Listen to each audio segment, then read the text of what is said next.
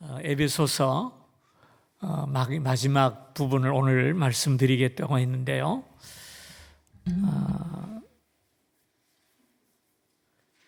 21절부터 24절입니다.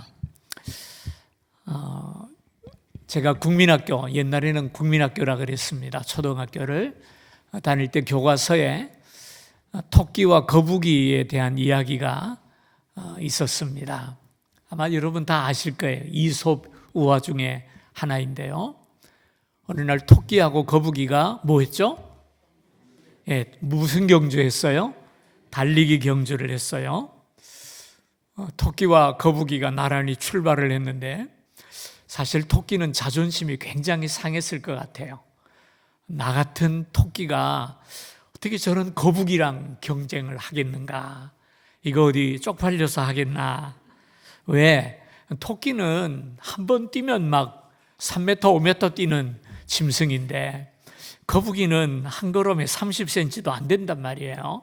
근데 이 경주가 안 되는 거거든요. 결과가 뻔한데 같이 뛴다니까 아마 자존심이 많이 상했을 줄로 압니다. 근데 결국 어떻게 되죠?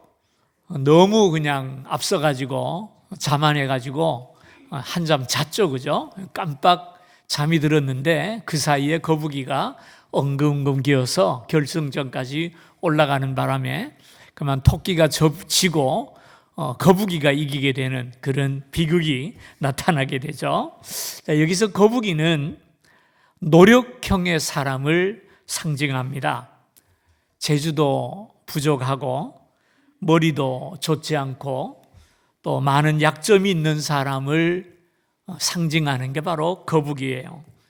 그렇지만 거북이는 자신의 약점을 너무나 잘 알고 있습니다. 그래서 최선을 다해서 빨리는 못 가지만 한 걸음 한 걸음 힘써 노력을 해서 결국은 끝에 가서 좋은 결과를 얻게 되죠. 반면에 토끼는 자기 재주만 믿고 살아가는 사람을 상징합니다. 재주도 많고 장점도 많고 머리도 명석하고 지혜도 있어요. 그래서 너무 자신을 과신하다가 그만 잠드는 바람에 실패하게 되는 그런 이야기가 나와 있죠. 토끼와 거북이는 사실 달리기를 해서는 비교할 수 없는 대상입니다. 그렇지만 비교할 수 없는 상대가 안 되는 상대이지만 성실하게 또 그리고 진실하게 한 걸음 한 걸음 노력하는 거북이가 이김으로써 오늘 우리들에게 세상을 어떻게 살아야 하는지를 보여주는 귀한 교훈을 주고 있지요. 그런데 이런 성실함과 노력하는 것은 신앙생활 하는 데에도 꼭 필요하다고 저는 생각을 해요. 우리가 인생을 살아가는 데에도 거북이와 같은 성실함이 필요하지만 신앙생활에도 그렇단 말이죠. 오늘 그 에베소서 마지막은 사도 바울의 인사말입니다. 그리고 그 인사말의 끝은 축복으로 끝을 내는데요. 여러분 24절을 좀 보십시다. 아버지 하나님과 예수 그리스도께로부터 평안과 믿음을 겸한 사랑이 형제들에게 있을지어다. 우리 주 예수 그리스도를 변함없이 사랑하는 모든 자에게 은혜가 있을지어다. 이렇게 말을 해요. 여기 보면은 하나님 앞에 은혜를 받는 사람이 누구인지를 우리에게 보여주고 있는데요. 하나님의 은혜를 누리는 사람은 어떤 사람이냐? 그리스도를 변함없이 사랑하는 사람들에게라 이렇게 말씀하는 것을 보게 됩니다. 결국 우리가 주님의 은혜를 입고 주의 사랑을 받아서 이 땅을 살아가는 데에는 주님을 변함없이 사랑하는 믿음이 우리에게 있어야 된다는 거예요. 그런 사람이 결국은 은혜를 받고 그런 사람이 마침내 신앙에서 성공을 이룬다라는 말씀이에요. 그래서 오늘 본문의 말씀은 우리가 신앙생활하면서 은혜 받는 비결이 무엇이냐? 그것을 우리에게 가르치네. 그 답이 뭐냐 하면은 변함없이 주 예수 그리스도를 사랑하는 그 사랑에 있다라고 말씀을 합니다. 오늘 우리들의 문제가 한 가지 있다면 바로 이것이라고 생각해요. 꾸준하지를 못한 것이 오늘 우리들의 큰 약점입니다. 특별히 우리 한국 사람들에게 굉장히 이런 면이 강한 것 같아요. 한번 신바람이 나가지고 한번 물이 오르면 감당을 못합니다. 어느 나라 사람도 한국 사람을 못 이겨요. 한번 열받으니까 월드컵도 4강에 올라가지 않습니까? 그죠? 계속 이렇게 했으면 좋은데 문제는 같이 오래 못 간다는 거예요. 금년에 그 축구 협회 한국 대표팀 나가가지고 그렇지 않아도 나쁜 성적은 아닙니다만은요. 희한한 나라에 막 4대0으로 깨지고 그래가지고 망신을 당하고 있지 않습니까? 참 한결같지를 못해요. 우리나라를 보면은 굴곡이 너무 심합니다. 한반도 작아서 그러는지는 모르겠는데 어떤 분들이 그런 얘기를 하죠. 우리 한국 사람의 국민성은 냄비와 같다. 파르르 끓다가 또 확 식어버리고, 탄핵하자 그랬다가 또 지나가면 또 똑같아가지고 이게 우리나라의 하나의 특징이 아닌가 생각이 돼요. 근데 우리 신앙에도 이런 면들이 많이 나타나는 것 같아요. 우리 한국 장로교회만 있는 특징이 하나 있어요. 뭔지 알아요? 세례를 주기 전에 학습이라는 과정을 꼭 거칩니다. 그래서 신앙생활한 지 6개월 지나야 학습을 받게 되고요. 학습을 받은 지 6개월이 지나야 세례를 줘요. 왜 그러는지 알아요? 찾아보니까 우리나라만 그런답니다. 다른 나라는 안 그런데. 왜 그러느냐? 변덕 부릴 시간을 주는 겁니다. 못 믿겠다는 거예요. 다른 나라는 미국 같은 나라만 하더라도요. 나 예수 믿겠습니다 하고 결심하고 헌신하면 그 자리에서 바로 세례 줍니다. 근데 우리는 6개월 동안 두고 봐가지고 쓸만하면은 학습 주고 또 6개월 좀 더 봐가지고 변덕 없으면 세례를 준다. 이렇게 우리가 하고 있죠. 어떻게 보면 참 부끄러운 이야기이기도 합니다. 우리가 모든 일에 다 그런 것 같아요. 우리에게 필요한 것은 꾸준함과 성실함입니다. 특별히 신앙생활하는 데 있어서 이 요소는 아주 절대적인 것 같아요. 또 우리나라 한국 사람들의 또 하나의 문제가 뭐냐면 겉으로 드러나는 것만 보고 그것을 추구해 나간다라는 말입니다. 토끼처럼 얼마나 빠르냐, 얼마나 높이 뛰느냐 이런 것만 보지 그의 성품, 그의 인격을 우리가 잘 보지 않습니다. 봐도 모르겠지만 그래도 알려고 하지를 않아요. 그저 높이 뛰는 것 보고 빨리 가는 거 보고 와 대단하다 하고 그걸 환호하지 거북이처럼 엉금엉기면 그가 얼마나 성실한 사람인지 그가 얼마나 노력형인지는 봐주지를 않아요. 눈에 보이는 것만 가지고 쉽게 판단을 합니다. 신앙생활도 그러잖아요. 아멘 할렐루야 막 소리 지르면 와 뜨겁다 저 사람 믿음 좋은 사람이다 이렇게 생각을 하지. 그래서 조용히 기도하고 조용히 신앙생활하면 별로 우리가 관심을 가지지를 않아요. 믿음이 없다고 생각을 해버리더라는 말입니다. 근데 그렇지 않거든요. 조용한 사람이 믿음이 없는 사람이 아니에요. 그 외국인들이 이 동남아 3개국 이 대만과 우리나라와 일본의 신앙을 비교하면은 그렇게 얘기를 하더라고요. 대만의 신앙은 찬송하는 신앙이다. 그분들은 모이면 한 서너 시간 예배를 드린대요. 막 찬송을 한대요. 일본인의 신앙은 생각하는 신앙이다. 그 사람들은 굉장히 깊이 생각을 하고 말씀을 파고 들어가요. 한국 사람들은 어떤 사람이냐? 기도하는 신앙인이다. 그런 얘기를 해요. 기도하는 거 참 좋은데 그 기도를 어떤 외형적으로만 우리가 많이 판단을 한다라는 말입니다. 그래서 어떤 외국의 신학자가 우리나라 와가지고 깜짝 놀랐답니다. 영적으로 부흥하고 막 열심히 있고 열기 보일 때 이런 소리 내고 열기 나는 것을 보고는 너무 놀라가지고 굉장하다고 생각을 했대요. 근데 그분이 나중에 한국을 떠나면서 한 말이 재미있어요. 우리 한국의 그리스도인들은 열심도 좋고 열기도 좋은데 너무 값싼 은혜를 구하는 것 같다, 이런 말을 남기고 갔다고 그래요. 참 어떻게 보면 부끄러운 얘기인데요, 오늘 우리에게는 정말 값지고 소중한 은혜가 무엇인지를 모르는 것 같아요. 우리가 받은 은혜 가운데 정말 소중한 것이 뭡니까? 구원받은 것이고 새 사람이 된 것이고 하나님의 자녀가 되었다는 것이거든요. 이것보다 비교할 만한 축복이 어디 있으며 이보다 큰 은혜가 어디 있겠습니까? 근데 우리는 거기에 대해서 별로 관심을 가지지 않고 어떤 복을 받았느냐, 어떤 병을 고쳤느냐, 이런 값싼 은혜를 우리가 구하는 신앙생활을 많이 살아간다라는 말입니다.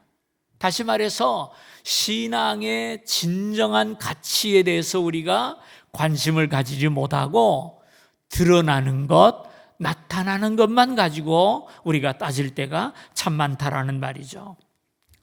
그래서 결론적으로 말씀을 드리면 신앙생활은 토끼처럼 하시면 안 됩니다. 그래서 뭐 한번 불이 붙어가지고 확 타다가 쉽게 꺼져버리는 그런 신앙생활을 하면 안 된다는 것입니다. 회개도 잘하고 열심도 잘 내고 성령 충만도 받았다고 하는데 왜 세상에 나가면 판판이 깨지고 주저앉고 넘어집니까? 토끼처럼 믿어서 그래요. 우리 신앙생활은 거북이처럼 해야 합니다. 하나를 해도 꾸준하게 변함없이 한 우물을 파는 사람이 뭔가를 이루는 것처럼 우리 신앙생활도 저는 똑같다고 생각해요. 영어에는 왕도가 없다, 그런 말이 있거든요. 영어 공부하는데 지름길이 없다라는 얘기예요. 신앙생활도 똑같습니다. 기도원 한번 올라가서 소리 지르고 방언 터뜨리고 뜨겁게 받아서 내려오면 뭔가 변할 것 같은데 안 변하더라고요. 좀 지나면 또 돌아간단 말이에요. 왜 그렇습니까? 우리 신학이 자꾸 토끼형 신앙을 지향한다라는 말이죠. 근데 잘 들으세요. 우리 하나님은 토끼형 신앙보다는 거북이형 신앙을 더 기뻐하신다라는 사실이에요. 자, 그렇다면 어떻게 하면 우리가 토끼와 같은 신앙생활을 하지 않고 거북이형의 신앙인이 될 수 있을까? 오늘 본문이 우리에게 그것을 보여준다고 저는 믿습니다. 오늘 본문에 보면 사도 바울이 한 인물을 우리에게 본보기로 보여주고 있어요. 그 사람이 누구냐 하면은 두기고라는 사람입니다. 두기고. 이름이 좀 특이한데요. 근데 이 두기고는 성경에 그렇게 비중 있는 인물이 아닙니다. 성경에 많이 나타나는 것도 없고요. 뭐 어떤 큰 일을 했다는 기록도 없습니다. 그의 직분이 뭐 사도였다? 이런 것도 없어요. 그런데 이 두기고는 사도 바울에게 인정을 받았어요. 그래서 사도 바울의 소중한 편지를 에베소로, 골로새로, 여러 교회로 배달하는 일을 했어요. 언제나 바울과 함께 하다가 바울이 편지를 완성하면 그 편지를 가지고 에베소도 가고 골로새도 가고 지방으로 나눈 일을 했어요. 특히 사도 바울이 두기고를 소개하는 말씀을 보면 그가 어떤 사람인지를 볼 수 있는데요. 바울이 두기고를 소개할 때 제일 먼저 보면은 그는 사랑받는 형제라 이렇게 말씀을 합니다. 예? 한번 볼까요? 21절 보면 나의 사정 곧 내가 무엇을 하는지 너희에게도 알리려 하노니 사랑을 받은 형제요 이렇게 말을 했죠. 주 안에서 진실한 일꾼인 두기고가 모든 일을 너희에게 알리라 그랬어요. 첫째로 두기고는 사랑을 받은 사람이에요. 사랑을 많이 한 사람은 아닌 것 같아요. 그는 사랑을 한 사람이기보다는 사랑을 받은 사람이라고 얘기를 합니다. 저는 여기에 좀 주목을 하고 싶어요. 사랑하는 것도 중요하지만 사랑을 받는 것은 더 중요하다고 저는 생각해요. 왜? 사랑은 혼자 하는 것이 아니기 때문입니다. 진정한 사랑은 서로 주고받는 사랑이 진정한 사랑이 아니겠습니까? 근데 많은 사람들이 사랑을 받으려고만 하지 주려고 하지를 않아요. 사랑을 받으려고만 하지 사랑을 받을 만한 사람이 되려고 하지 않는다는 게 오늘 우리들의 문제라는 말입니다.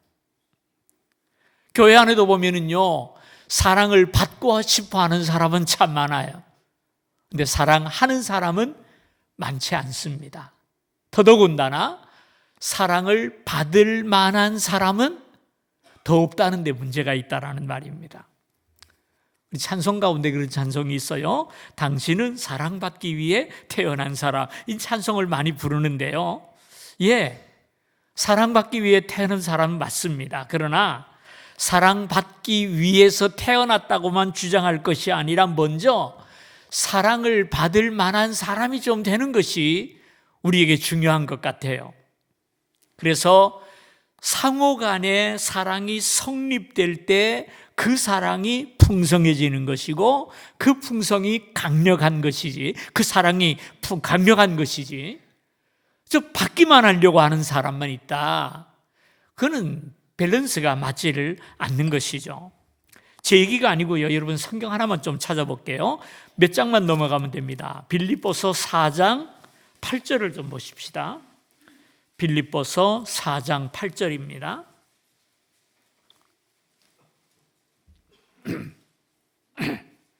끝으로 형제들아, 무엇이든지 참되며 무엇이든지 경건하며 무엇이든지 옳으며 무엇이든지 정결하며 무엇에든지 사랑받을 만하며 무엇이든지 칭찬받을 만하며 무슨 덕이 있든지 무슨 기림이 있든지 이것들을 생각하라 그랬어요. 자, 여기 보니까 사랑받을 만한 사람이 되래요. 칭찬받을 만한 사람이 되라라고 우리들에게 가르치고 있죠. 다시 말해서 우리 성도는 무엇이든지 참되고 경건하고 정결하고 뭐 이런 얘기도 있지만 그 가운데 두 개 굉장히 눈에 띄는 것이 있어요. 사랑받을 만하고 칭찬받을 만한 사람이 되라고 말씀을 하고 있죠. 두기고는 사랑을 받은 사람이래요. 그는 어디를 가도 환영을 받았고 어디를 가도 사랑을 받는 사람이었다라는 말입니다. 그럼 두기고는 어떤 면 때문에 사랑을 받게 되었을까요? 특히 바울에게 사랑을 많이 받았잖아요. 여러 가지 열거할 수 있겠지만 제일 중요한 것이 있다고 생각한다면 사랑이 뭡니까? 함께 있어주는 것이죠. 사람은 함께 있을 때 마음이 통하고 함께 할 때 그 사랑이 깊어지는 것입니다. 두기고의 특징이 하나 있어요. 뭐냐면요, 사도 바울이 전도여행을 할 때 어디를 가든지 두기고는 바울과 함께 합니다. 기쁠 때나 힘들 때나 가리지 아니하고 변함없이 바울과 함께 하더라는 말입니다. 사도 바울이 3차 전도여행을 떠날 때에도 같이 갔고요. 그리고 사도 바울이 예루살렘으로 돌아오면서 예루살렘에 올라가면 큰 핍박이 있을 것이라는 예언의 말씀을 수없이 들음에도 불구하고 두기고는 바울을 떠나지 아니하고 바울과 동행합니다. 바울이 로마의 감옥에 갇혔을 때에도 그는 거기에 있었어요. 그리고 바울의 편지를 받아서 전달하는 일을 그가 했다라는 말입니다. 그는 항상 사도 바울의 손과 발이 되었고요. 사도 바울과 늘 함께 했고요. 힘들어도 돌아가지 않아요. 데마와 같은 사람은 세상을 사랑하여 바울을 떠나갔다라는 말을 성경에 있습니다만은요, 이 두기고는 떠나가지를 않아요. 간혹 이렇게 우리가 교회 생활을 하다 보면 그런 분들을 봐요. 우리 교회는 사랑이 없어요. 근데 우리 교회만 그런 게 아니고요, 전국 교회 다 그래요. 그럼 전국 교회가 다 그러냐? 그게 아니고 그런 사람들이 있어. 예? 대부분의 경우 교회가 사랑이 없는 게 아니고요, 그 사람에게 더 큰 문제가 있는 것을 보게 돼요. 자기에게 문제가 있기 때문에, 사랑을 받지 못하기 때문에 그런 말을 한단 말이에요. 예를 들어 보십시다. 어떤 성도님이 병원에 입원을 하면은요, 어떤 분은 그래요. 전화를 해서, 목사님, 제가 무슨 병이 있어서 병원에 입원을 합니다. 입원을 해서 이제 진료를 받아보면 어떻게 될지 결과를 이제 보러 가는데 기도 좀 해주세요. 그래요? 아, 그래요? 기도하겠습니다. 그러면 이제 검사 다 끝나면 또 전화를 하세요. 목사님, 내일 수술을 하게 됐어요. 뭐 조그만 종양이 있어서 이게 떼어야 된다는데 목사님 기도 좀 해주세요. 예? 예, 알겠습니다. 기도해야죠. 그리고 이제 수술 끝나면 또 전화해요. 기도해 주셔서 감사합니다. 수술 잘 됐고요. 이제 걱정 없답니다. 아이고, 그래요. 잘 됐네요. 감사합니다. 그리고 이제 서로 기뻐해요. 그러다 보면은 그런 분을 위해서는 기도 안 할 수가 없어요. 기도하게 돼. 왜? 입원할 때 기도해달라 그러죠. 수술할 때 기도해달라 그러죠. 퇴원하면서 또 감사하다 그러죠. 그러니까 저절로 기도가 나와요. 사랑하지 않을 수가 없어요. 그런데 어떤 분은 또 그런 분이 있어요. 몰래 입원을 해요. 뭐 아프다는 거 그렇게 자랑할 마음은 사실은 없죠. 몰래 혼자 가서 입원을 하고, 몰래 수술도 하고, 몰래 퇴원을 해요. 그리고 아무에게도 알리지를 않아요. 목자에게도 알리지 않고, 교역자에게도 전화하지 않아요. 뭐 여기까지는 좋아요. 얼마나 교역자를 생각하시면 아이고, 귀찮게 안 해드려야지, 막 그런 생각이신 것 같아요. 거기까지 참 좋은데 그 다음 문제예요. 그리고 와가지고는 내가 이렇게 교회를 못 나가고 수술을 하고 큰 수술까지 했는데 목사님이 그것도 모르고 있대. 아직도. 얘기를 해야 알잖아요. 얘기도 안 하고는 왜 그것도 모르고 있니? 정이 가요, 안 가요? 애정이 식는구만. 그럴 수밖에 없죠. 그러니까 사랑받는다는 건요, 상호관계예요. 나 혼자 되는 게 아닙니다. 얼마 전에 전화를 받았어요. 가끔 전화를 받긴 하는데요, 우리 교회 등록한 지 얼마 안 되는 분이에요. 그분이 전화를 해가지고, 목사님, 제가 이번 토요일 날 시골에 좀 갔다가 주일 지나야 올라올 것 같아요. 그러더라고요. 그래서 그래요? 가시죠. 뭐 잘 다녀오세요. 왜 전화했나? 그러고 이제 얘기했더니, 근데 제가 만약에 새벽기도 못 나고 주일도 못 나가고 그러면 목사님이 걱정할 것 같아서 전화했어요.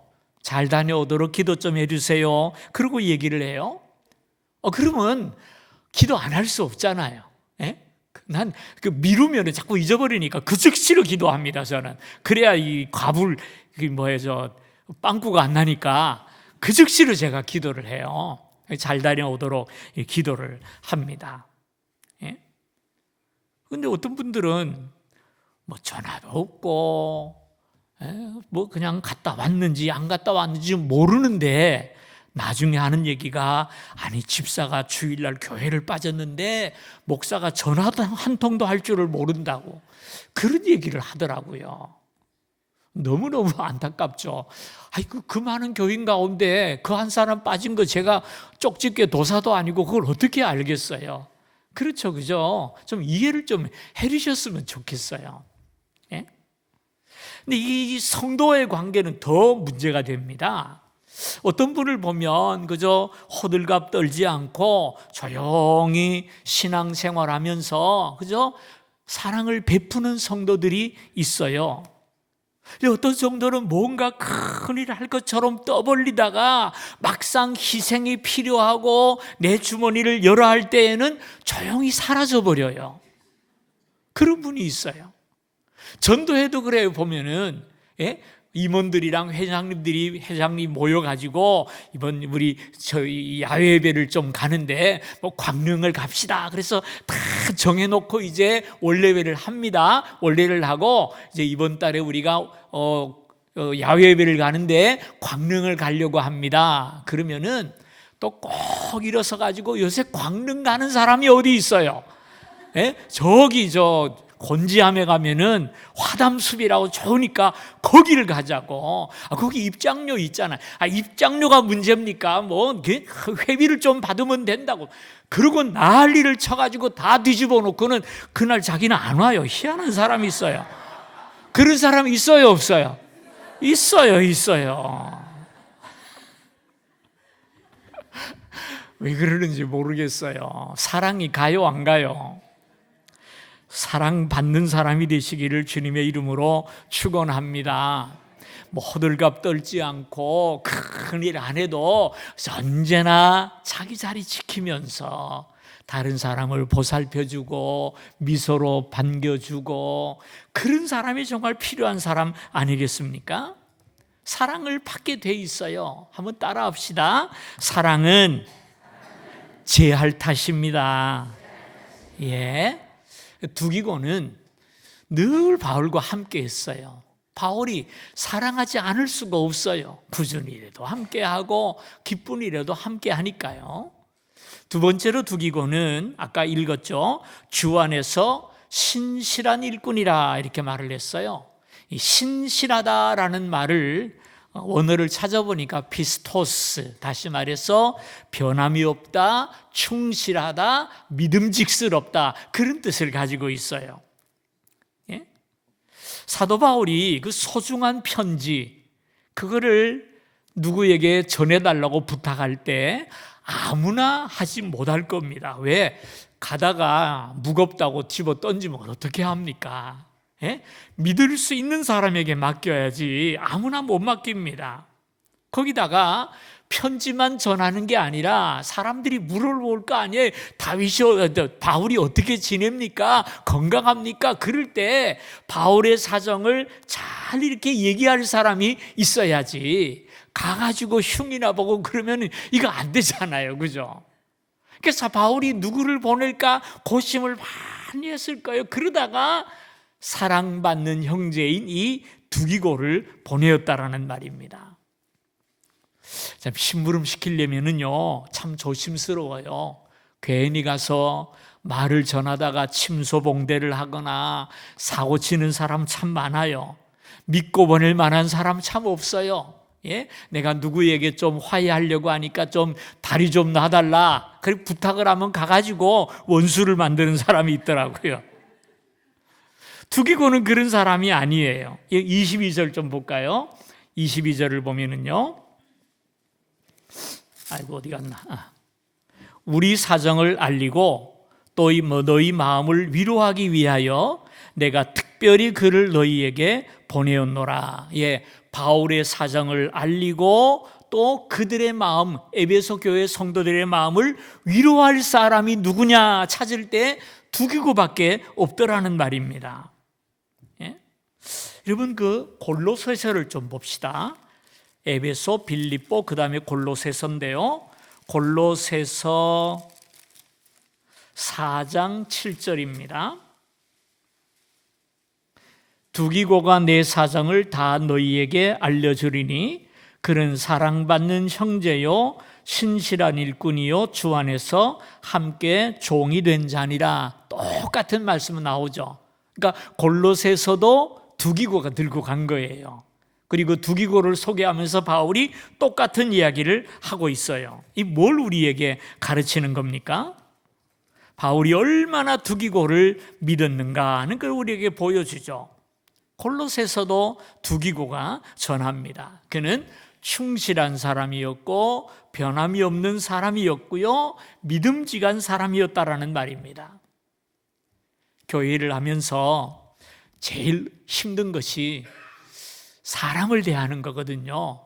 이 일을 누구에게 맡기면 좋을까 하는 것이 참 항상 숙제예요. 근데 교회 안에 보면 똑똑한 사람 많고 말 잘하는 사람은 많은데 정작 꾸준한 사람이 없는 것이 문제예요. 예? 똑똑한 사람에게 맡겨놓으면요 지멋대로 하다가 안 되면 집어던지고 도망가더라고요. 말 잘하는 사람 시켜놓으면 말만 무성하지 결과가 안 나와요. 정말 두기고처럼 신실하고 변함없이 목사와 함께 하면서 그 일을 이루어가는 사람, 참 귀합니다. 그런 사람이 진정한 일꾼이고 그런 사람이 사랑받을 수가 있죠. 좀 부탁드리려고 하는데요, 제가 변명입니다. 제가 장로님들, 권사님들, 안수립사님들을 세워야 할 때가 사실은 좀 지났습니다. 충성된 분들을 좀 직분자 이렇게 세워야 되는데 제가 참고 지나가는 이유가 뭐냐 하면, 새로 목사님이 오셔가지고 새 목사님이 세우는 것이 그 목사님이 일하는 데도 도움이 되겠고 교회도 좋겠다 생각이 들어서 제가 좀 미루고 이렇게 있어요. 그래서 좀 죄송하다는 말씀을 드리고 싶어요. 직분을 이미 가졌어야 하는데 좀 기다리는 분들이 많으셔가지고 제가 참 미안한데요, 새 목사님 오시면 제가 꼭 부탁을 해가지고 빨리 하도록 할 거예요. 근데 제가 말씀을 드리고자 하는 것은 뭐냐 하면, 앞으로 장로, 안수립사, 권사를 세우려고 투표할 텐데 좀 여러분 잘 좀 들으셔야 돼요. 돈이 많냐? 이거 보지 마세요. 돈 많은 거 하고요, 헌금하는 거 하고는 하나도 관계가 없어요. 하나도 관계가 없어요. 그거 보지 마세요. 얼마나 똑똑한가? 이거 보지 마세요. 얼마나 말 잘하고 목소리가 크냐? 그것도 보지 마세요. 똑똑하고 말 잘하는 것 아무 의미 없어요. 한 가지 더, 믿음 좋으냐? 그것도 보지 마세요. 목사가 희한한 얘기 합니다만은요, 믿음 좋은 척하는 사람에게 속을 수 있어요, 여러분. 오직 하나만 보세요. 그거 얼마나 진실한가? 얼마나 신실한가? 이거 봐야 돼요. 그가 정말 변함없이 주님을 사랑하는 사람인가? 이걸 좀 보셨으면 좋겠어요. 우리 교회 모세 같은 사람은요, 하나만 있으면 돼요. 앞으로 오실 목사님 하나만 있으면 되고, 그 다음에는 함께할 사람이 많아야 되지 않습니까? 두기고와 같은 성도가 교회에 많아야 됩니다. 머리가 둘 되면요, 교회 쪼개져요. 큰일 나요. 그러니까 머리는 하나라야 돼요. 담임 목사님 한 분 하시고요, 교회는 두기고 같은 사람이 많아야 됩니다. 그래야 힘이 나고 열심히 할 수 있는 거예요. 사랑하는 성도님들, 우리 하나님은요, 풍성한 은혜와 복을 가지고 있어요. 풍성하신 하나님이시잖아요. 그 하나님은 우리에게 은혜를 주시고 복을 주시려고 기다리고 계신단 말이에요. 근데 그 복을 하나님은 누구에게 이루시느냐? 주 예수 그리스도를 변함없이 사랑하는 사람이에요. 꾸준한 사람이에요. 변함없는 사람이에요. 신실한 사람이에요. 오늘 여러분, 우리 이런 사람이 좀 되었으면 좋겠어요. 지금 정치판이 왜 이렇게 어지럽습니까? 신실한 사람이 없어요. 똑똑한 사람, 잘 나가는 사람, 다 권력 있는 사람 많은데 신실한 분이 없는 게 우리나라의 문제예요. 믿음 생활도 저는 똑같다고 생각을 합니다. 변함없이 그리스도를 사랑하는 자에게 하나님은 잊지 아니하시고 은혜와 긍휼과 평강과 축복을 내려주실 줄로 믿습니다. 그래서 우리 제일교회 성도님들은 모두가 주님을 변함없이 사랑하시기를 바라요. 여러분의 신앙의 모습이 흔들리지 않고 신실하기를 주님의 이름으로 축원합니다. 그래서 하나님의 은혜와 복을 풍성히 누리며 하나님의 교회가 더 부흥하고 여러분의 삶에 하나님의 축복이 넘치는 은혜가 넘치기를 주님의 이름으로 축원을 드립니다.